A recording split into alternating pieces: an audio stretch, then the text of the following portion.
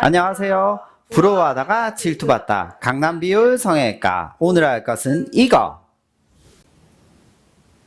오늘은 지방 이식에 대해 질문 드릴게요. 누가 봐도 날씬한 사람도 지방 뺄 수 있나요? 지방 이식을 해서 가장 효과가 좋은 사람은 사실 얼굴 살이 빠진 사람이거나 또는 극도로 날씬한 사람들일 거예요. 또는 뭐 상체에 살이 없는 사람일 수도 있고요. 여러 가지 경우일 수가 있는데 생각보다 아주 날씬하신 분들이 지방 이식을 하면 효과가 좋거든요. 그런데 그분들은 그런 걱정을 하게 돼요. 나는 어디 갔더니 지방을 못 뺀다고 하던데요. 물론 그럴 수 있습니다. 하지만 배 왕자가 새겨 있는 육상 선수들도 틀림없이 엉덩이에는 여자면 지방이 있게 되거든요. 아마 남자도 지방은 있을 겁니다. 그러니까 허벅지나 엉덩이에서 혹시 대부분 허벅지에서 저는 보통 채취하지만 안 되면 엉덩이에서 채취한다고 하는 생각을 하게 되면 못 뽑을 수는 저는 없다고 생각합니다. 그러니까 지방을 못 뽑는다. 그런 걱정은 안 하셔도 될 것 같습니다.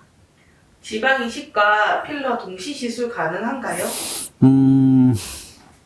지방 이식을 하는 부위도 있고 필러라는 부위도 있다면 따로따로 받는 거는 괜찮습니다. 그런데 한때 지방 이식과 필러를 약간 섞어 쓰는 걸 연구하는 분들이 있었어요. 그렇지만 그런 것들은 안전성에 대한 개념이 확립되려면 최소 몇십 년이 지나야 된다는 걸 생각하면 그거는 조금 약간은 모험적인 시술이지 않나 생각을 합니다. 그러니까 제가 말씀드리는 거는 나는 뭐 이마에 지방 이식을 받고 입술에 필러를 받는다 이러면 괜찮지만 그걸 섞어서 이마에 지방 이식과 필러를 같이 맞는다 이러면 좋지 않다고 생각하는 겁니다. PRP 지방 이식은 무엇인가요? PRP라는 게 사실 뭐 어떻게 보면 좀 복잡한데 플레이틀릿 리치 플라즈마입니다. 좀 복잡한데 우리가 혈액에서 건더기 성분들을 제외한 거라고 생각을 하면 됩니다. 그런데 얘가 얼마나 도움이 되느냐에 대해서는 솔직히 말해서는 살짝 미지수입니다. 그리고 얘가 과연 굉장히 안전하냐? 그거에 대해서도 살짝 미지수예요. 왜 그러냐면 사람이 뭔가 혈액을 채취해서 어떤 분리 과정을 거치면 그 사이에서 균이 오염될 수 있는 여지가 있기 때문이에요. 그렇게 말하면 지방이식도 그럴 수 있나요? 그럴 수 있지만 지방이식은 그보다 사실 되게 간단한 공정을 거치죠. 그래서 PRP가 한때는 굉장히 인기가 높았습니다. 그렇지만 이제 천천히 줄어들어가는 사실은 여러 의견들 중에서 많은 환자분들이 줄기세포 이식에 대해서도 많이 여쭤보시는데 줄기세포도 마찬가지입니다. 이게 안전성이 그렇게 정립되어 있지 않아요. 그래서 한국에는 금지되어 있는 걸로 알고 있거든요. 정확하게 말하면 금지되어 있다는 것은 그만큼 위험하다는 뜻이기도 합니다. PRP는 금지되어 있지는 않지만 이제 인기는 사교로 들어가고 있고 저도 사용하고 있지는 않습니다. 그러니까 PRP가 주는 어떤 시술이 복잡하고 뭔가 복잡해지고 혈액을 채취해야 되고 그런 과정에 비해서 과연 PRP를 섞은 지방 이식이 과연 더 좋으냐에 대해서는 저는 그럴 필요가 없다고 생각을 하는 주의입니다. 지방 이식하고 난 뒤 다이어트 해도 되나요? 지방 이식하고 나서 다이어트 해도 됩니다. 저는 지방 이식된 지방은 항상 이런 특성을 가집니다. 살이 찌면 같이 찌고 다이어트를 하면 같이 빠져요. 그런데 환자분들이 얼굴에는 살이 찌고 싶고 몸에는 살이 빠지고 싶은 분들이 많아요. 그럼 다이어트 하시면 됩니다. 그러면 선생님 지방 이식 정한다면 또 하면 되잖아요. 본인이 원하는 어떤 거를 계속 어떤 찾아가는 과정이지 삶이라는 게 딱 정해져 있는 게 있을 수만은 없거든요. 그래서 저는 다이어트 해도 된다고 생각합니다. 의사마다 의견 다를 수 있어요. 지방 채취는 내가 원하는 부위에서 가능한가요? 의사들이 보통 뽑는 부위가 세 부위 정도 있습니다. 저는 보통 허벅지 바깥쪽에서 뽑습니다. 이유는 안전하기 때문인데요. 이와 반대로 복부에서 뽑는 분들이 있습니다. 저는 복부에서 뽑으면 위험해지는 경우는 사실 그런 케이스를 몇 번 봤기 때문에 제가 그런 걸 일으켰던 건 아니고 저는 좋아하지 않습니다. 그리고 엉덩이에서 뽑는 경우도 있는데 엉덩이에서 뽑으면 안전하기는 한데 아프거든요. 앉을 때.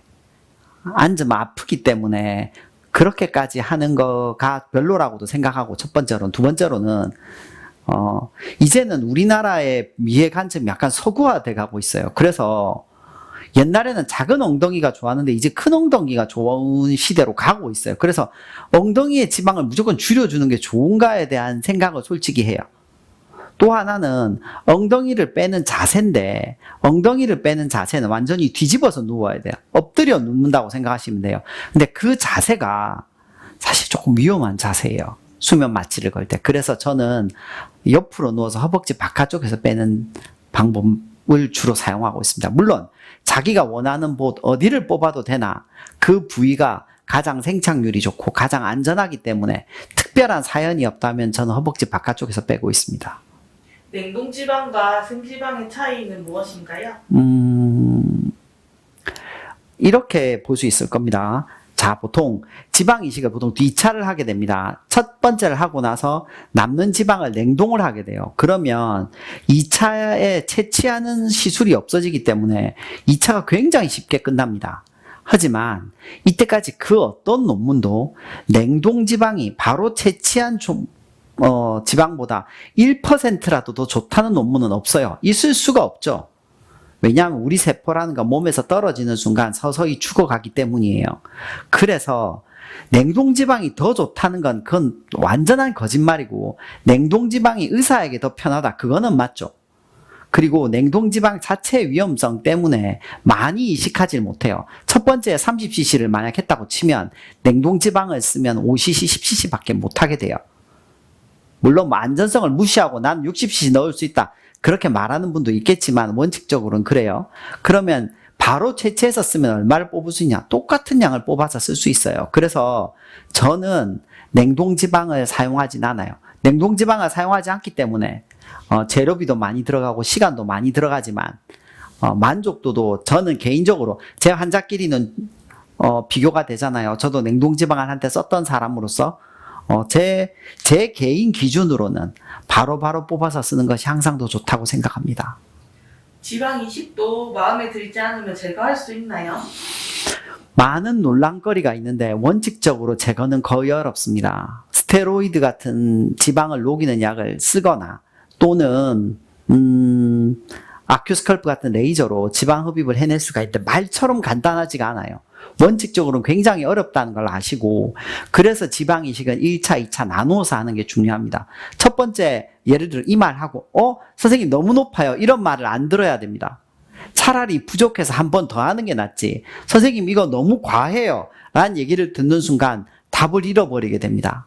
그래서 이 말하고 칩시다. 그러면 총 50cc를 넣는다고 치면 첫 번째 45를 넣고 2차 때 냉동지방 50cc를 넣는 것보다 첫 번째는 20cc 정도를 넣고 이 정도면 더 하면 되나요? 아니냐를 알고 2차 때 30cc를 넣는 게 맞다고 생각합니다. 사실 그 정도 많이 넣진 않아요. 제가 그냥 예를 들어 드린 것 뿐입니다. 감사합니다. 감사합니다. 끝까지 시청해 주셔서 감사합니다. 구독 부탁드립니다.